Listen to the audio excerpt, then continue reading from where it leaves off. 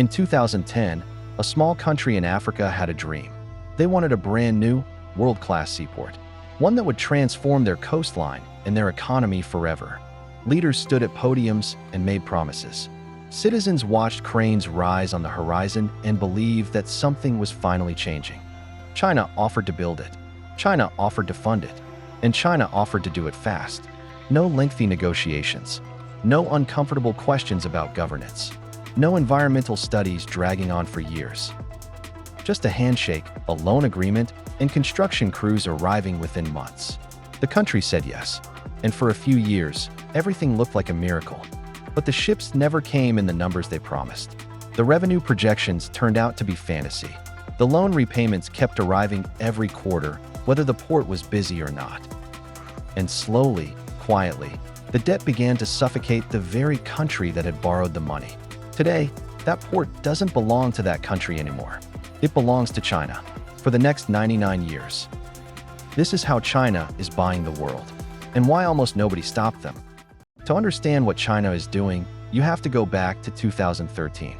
A new Chinese president, Xi Jinping, announces a plan so ambitious it sounds like fiction. He calls it the Belt and Road Initiative. The idea is to spend trillions of dollars building roads, railways, ports, and pipelines across the developing world, over 150 countries. More total spending than the entire Marshall Plan, adjusted for inflation, several times over. But here is something most people miss. The Belt and Road wasn't purely idealistic foreign policy.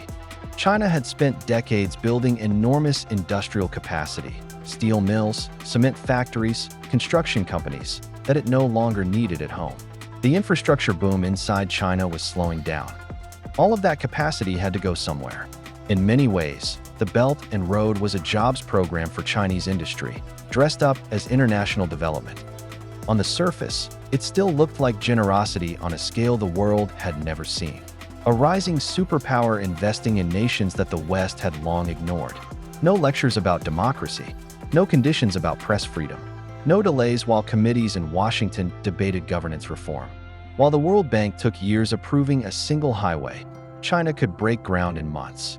For leaders of developing nations who had spent decades watching their countries fall further behind, the speed alone was intoxicating. But here is what no one told those leaders clearly enough. The loans were not gifts. In many cases, the interest rates were significantly higher than what institutions like the World Bank were offering.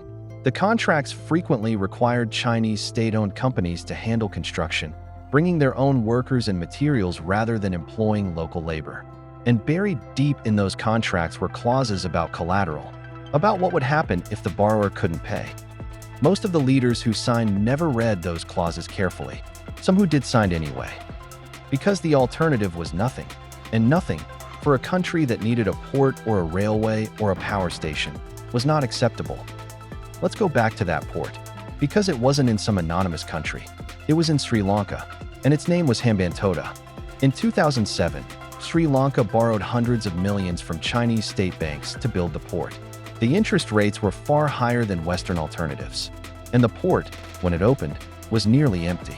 It had been built in the wrong location, serving almost no commercial traffic.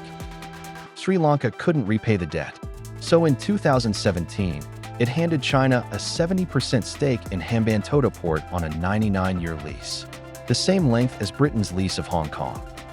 This is what analysts call the debt trap. China lends money to a country. The project underperforms. The country can't pay. And suddenly China owns critical infrastructure, a port, an airport, a power grid, in a strategically important location.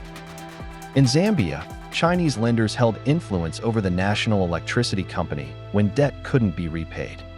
In Kenya, a $3.6 billion Chinese-built railway was charging fares so high almost nobody rode it, while loan repayments quietly drained the treasury. In Pakistan, the China-Pakistan Economic Corridor promised transformation, but local economists warned the energy deals locked Pakistan into paying inflated rates for Chinese power plants for decades. But here is where it gets even more interesting. Because China wasn't just buying assets. It was buying something far more valuable. Influence. Votes. Silence.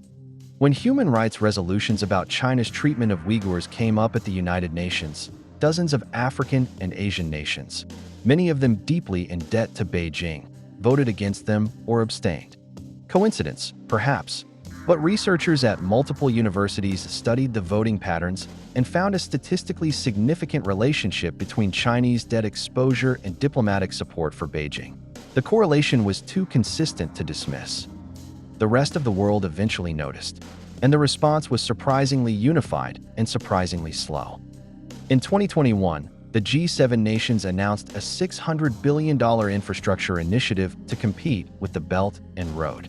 But most of that money required private sector co-investment, environmental reviews, and governance conditions, the exact friction that had pushed developing nations toward China in the first place. As of 2024, the actual deployment of funds had lagged well behind the headline ambition. Meanwhile, some nations started pushing back on their own terms. Malaysia canceled several large Chinese infrastructure projects after a change in government, renegotiating a major railway at a significantly lower cost. Sierra Leone scrapped a Chinese-funded airport. Tanzania walked away from a massive port deal, with its president saying publicly that only a drunk person could have signed the original contract. The renegotiations revealed something important. The debt trap was not always the product of pure Chinese cunning and naive local governments. In many cases, local leaders were willing participants in deals they knew were questionable, because those deals delivered political wins before the next election, even if they created economic problems for the next generation. And here is the uncomfortable truth that most Western critics don't want to say out loud. China built things the West wouldn't. Roads in rural Ethiopia, hospitals in Uganda, stadiums across the Pacific Islands. For ordinary people in those nations, the debate about debt traps felt abstract. The road outside their door felt real. The question isn't whether China's motives were pure. They weren't. The question is whether the alternative, decades of waiting for Western aid that never quite arrived, was any better. So far, the honest answer is no. Not at the same speed, the same scale, or the same absence of conditions. We've seen this story before. Britain built railways across India and extracted enormous wealth in return. America rebuilt Europe after World War II and locked in decades of political loyalty. Every great power in history has used infrastructure as a tool of influence. China is doing the same thing. The only difference is the speed, the scale, and the fact that it's happening right now. By 2030, analysts estimate China will have financed infrastructure in over 160 countries. Some of those investments will lift people out of poverty. Some will leave governments trapped in debt for generations. Most will do both simultaneously, because that is the nature of large-scale investment. It creates and it extracts, often at the same time, often for different people within the same country. The world is being reshaped, one loan, one port, one railway at a time. And the nations signing those deals are betting that the road China builds today won't become the chain they wear tomorrow. History has a pattern, and money always follows power. If you want to understand both, you know where to find us.